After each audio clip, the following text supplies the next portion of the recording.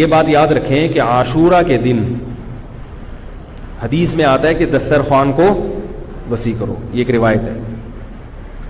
میں نے پچھلے سال اس مسئلے کی خوب تحقیق کی تھی، اس کا میں خلاصہ بیان کر رہا ہوں.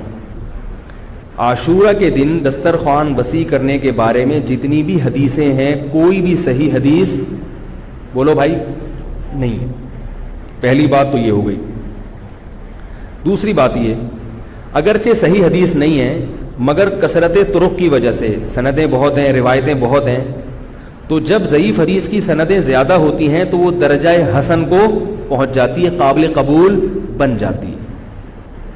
تو اس بنیاد پر عاشورہ کے دسترخوان وسیع کرنا، لوگ دیکھا ہوگا نا عاشورہ میں اپنے گھر والوں کو بہت کھلا رہے ہوتے، تو اس کے بارے میں علماء کی دو رائے بن گئی.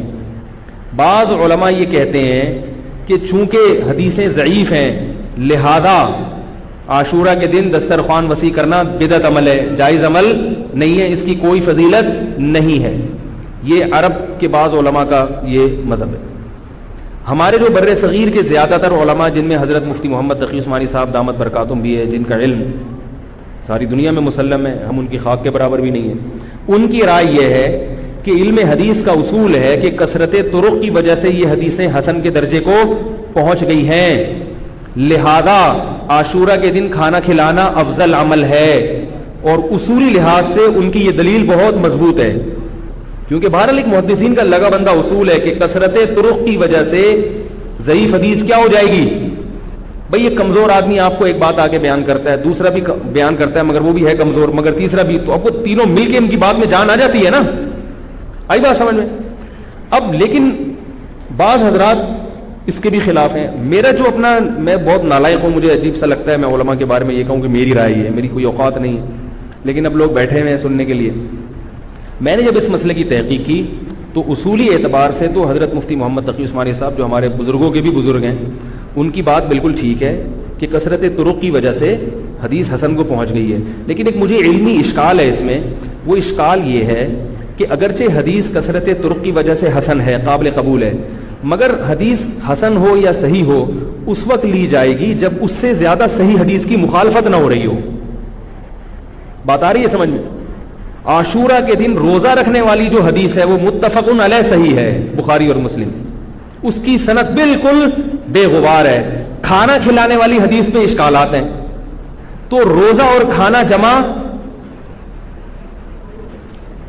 سمجھ میں نہیں آ رہا. بھئی روزہ اور کھانا جمع، بھئی روزہ رکھنے میں بھوکا رہنے کا حکم آ رہا ہے، جب خود کرو گے تو پھر پبلک گھر والوں کو بھی روزہ رکھاؤ گے نا. اور کھانا کھلانا بالکل اس کے اپوزٹ ہے.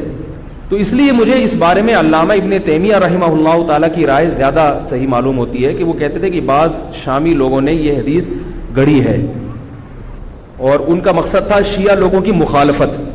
بعض سنیوں نے شیعوں کی مخالفت میں بھی غلو کیا ہے. شیعہ اس دن کو منحوس سمجھتے ہیں تو انہوں نے نحوست ختم کرنے کے لیے حدیثیں گڑھی، کھلاؤ پلاؤ، عید کا دن بنا دیا اس کو. سمجھ میں آ رہی ہے بات؟ تو شیعہ کی مخالفت میں بعض لوگوں نے ایسی روایتیں گڑھی ہیں کہ تاکہ یہ دن کھانا پینا ہو، اور روزے میں تو ظاہر ہے صبر کرنا پڑتا ہے نا، تو شیعوں کی مخالفت میں غلو کیا ہے بعض لوگوں نے. تو اس لیے میری جو ذاتی ٹوٹی پھوٹی رائے ہے، ناقص رائے ہے کہ روزے والی حدیث بہت مضبوط ہے اور یہ جو کھانا کھلانے والی حدیث ہے یہ اس کے اپوزٹ ہے. اگرچہ یہ بھی حسن ہے لیکن جب زیادہ صحیح حدیث کی مخالفت ہوگی، احناف کا، فقہ حنفی کا تو اصول ہے کہ خبر واحد اگر قرآن کے خلاف ہو تو وہ قابل قبول نہیں ہوتی. خبر واحد چاہے بخاری کی ہو، اگر حدیث متواتر کے خلاف ہوگی تو بھی قابل قبول نہیں ہوگی، چونکہ جب زیادہ طاقتور چیز آ جائے گی تو اس سے جو کمزور چیز ہوگی اس کو ترک کر دیا جائے گا. اب ایک آخری بات میں کہ بعض علماء اس کا جواب دیتے ہیں کہ بھائی عاشورہ کے دن روزہ بھی رکھ سکتے ہیں اور افطاری میں دسترخوان وسیع بھی کر سکتے ہیں، تو یہ حدیثیں جمع ہو سکتی ہیں. اور بعض نے یوں تطبیق دی کہ خود روزہ رکھو لیکن گھر والوں کو بولو بھائی خوب کھلاؤ پلاؤ، دن میں کھلاؤ. تو میری نظر میں یہ دونوں تعویلات بعید ہیں. بعید اس لیے ہیں کہ خود روزہ رکھو گے تو ظاہر ہے اصول یہ ہے کہ جب یہ دن روزے کا ہے اور نبی نے اس کی بہت بڑی فضیلت بیان کی کہ پچھلے 1 سال کے روزوں کا کفارہ ہے، تو عقل یہ کہتی ہے کہ اس نیکی میں اپنے گھر والوں کو اپنے ساتھ شریک. جیسے میں نے بتایا نا کہ بھئی میں نے بچوں کو بھی کہا رکھو روزہ، گھر والوں کو بھی کہا، تو بھئی خود رکھو تو ان کو بھی تو عبادت کی یہ فضیلت صرف میرے لیے تھوڑی ہے، تو ان کے لیے بھی ہے نا. تو جب آپ کھلائیں گے تو روزہ تو نہیں. اور یہ جو رہا مسئلہ کہ افطاری میں پبلک کو افطاری میں دسترخوان وسیع کریں, یہ دو وجہ سے دل کو لگتی نہیں ہے یہ تعویل. ایک تو یہ کہ افطاری میں تو ویسے ہی دسترخوان وسیع کرنے کا دل چاہتا ہے, بچوں نے روزہ رکھا ہوا, آپ نے رکھا, تو یار سموسے پکوڑے تو ہونے چاہیے نا. افطاری تو ایسی چیز ہے کہ اگر جیب میں گنجائش ہے تو چاہے عاشورہ کا دن نہ بھی ہو ویسے بھی دسترخوان وسیع کرنا چاہیے, اور گنجائش نہیں ہے تو عاشورہ کے دن ہو تو بھی نہیں کرنا چاہیے. گنجائش نہیں ہے تو کہاں سے کرے گا دسترخوان. دوسرا یہ کہ عاشورہ کا دن مغرب کی نماز کے بعد تبدیل ہو جاتا ہے. وہ عاشورہ بھائی جب افطاری کا ٹائم آیا, سحری کا ٹائم تھا, تو اس میں وہ عاشورہ کے دن سے جو لفظ متبادر ہوتا ہے نا, وہ تو دن متبادر ہوتا ہے, وہ ابھی شروع نہیں ہوا ہے, وہ تو صبح صادق کے بعد شروع ہوگا. تو سحری میں دسترخوان وسیع بھی نہیں ہو سکتا, یعنی حدیث کے ظاہر کے خلاف ہے یہ. اور غروب آفتاب کے بعد اگر آپ دسترخوان وسیع کریں گے تو وہ عاشورہ کا دن ختم ہو چکا ہے. بعض لوگوں نے اس تعویل کا یہ جواب دیا کہ یہاں رات دن کے تابع ہے, لیکن یہ تعویل در تعویل تعویل در تعویل کرنے کی پھر بات مزے کی نہیں رہتی. مجھے مزہ نہیں آ رہا, باسخوار ہے, تو بہرحال یہ اختلافی مسئلہ ہے. تو اس لیے مجھے جو زیادہ صحیح بات لگتی ہے کہ جب ایک مستند بے غبار روایت موجود ہے روزہ رکھنے کی تو اسی کو فوکس کرنا چاہیے, اور یہ روایت اس کے بالکل مجھے لگتا ہے کہ اپوزٹ ہے. تو میری رائے یہ ہے کہ دسترخوان وسیع نہیں کرنا چاہیے. ویسے تو جب چاہیں وسیع کر لیں, بچوں کو خوب کھلائیں پلائیں, لیکن خاص عاشورہ کے دن اس کی میرے خیال میں کوئی فضیلت نہیں ہے. البتہ اتنے بڑے علامہ ہیں حضرت مفتی تقی صاحب, ہم ان کی خاک کے برابر بھی نہیں ہیں, تو ان کی رائے کو اگر کوئی فالو کرتا ہے تو بھی ٹھیک ہے. کہ میں یہ کام نہیں کرتا, چونکہ مجھے ابن تیمیہ رحمہ اللہ کی رائے اس بارے میں ذرا زیادہ مضبوط معلوم ہوتی ہے. لیکن ابن تیمیہ رحمہ اللہ نے یہ دلائل نہیں دی ہیں, انہوں نے روایات سے بحث کی ہے اور اس میں تھوڑا سا تشدد کیا ہے انہوں نے, کیونکہ وہ روایات کے ضعیف قرار دینے میں تھوڑے سے متشدد مشہور ہیں. لیکن یہ کہ مجھے پھر اس میں یہ جو دلائل جو ہے نا جو دوسرے اس کے ساتھ ملائے ہیں, ان کی روشنی میں ایسا لگتا ہے کہ یہ عاشورہ کے دن جو کھانا کھلانے والی روایت ہے یہ اتنی زیادہ مضبوط.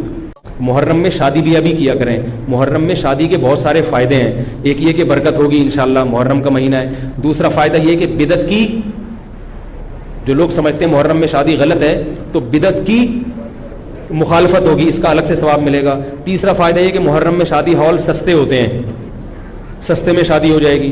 کیا خیال ہے؟ تو فائدہ ہی فائدے, مزے ہی مزے. اور رہا یہ مسئلہ کہ محرم میں شادی ہوئی اور خدا نخواستہ ناکام ہو گئی. ابھی لوگ یہ بھی کرتے ہیں, ناکام ہو جائے, کہہ رہے ہیں محرم میں ہوئی تھی نا اس لیے, تو ان سے بولو بہت سے میرے علم میں ایسے ہیں جنہوں نے ربیع الاول میں کی تھی, ان کی بھی ناکام ہو. شادی کے کامیاب ہونے یا ناکام ہونے کا تعلق اس سے نہیں ہے کہ رمضان میں ہو رہی ہے کہ محرم میں, وہ اس سے ہے کہ میاں بیوی کا رشتہ جوڑ کا تھا یا نہیں تھا, دونوں تمیز سے رہنا چاہتے ہیں کہ نہیں چاہتے. اگر دونوں تمیز سے رہنا چاہتے ہیں تو کہیں بھی نکاح ہوگا انشاءاللہ کامیاب ہوگا. اگر دونوں تمیز سے یا دونوں میں سے ایک میں اڑی ہے, وہ رہنا ہی نہیں چاہتا تمیز سے, تو حرم کے اندر بیت اللہ کے اندر بھی نکاح ہوگا تو وہ ناکام ہو جائے گا. سمجھ گئے؟ اللہ تعالی ہم سب کو سمجھنے کی عمل کرنے کی توفیق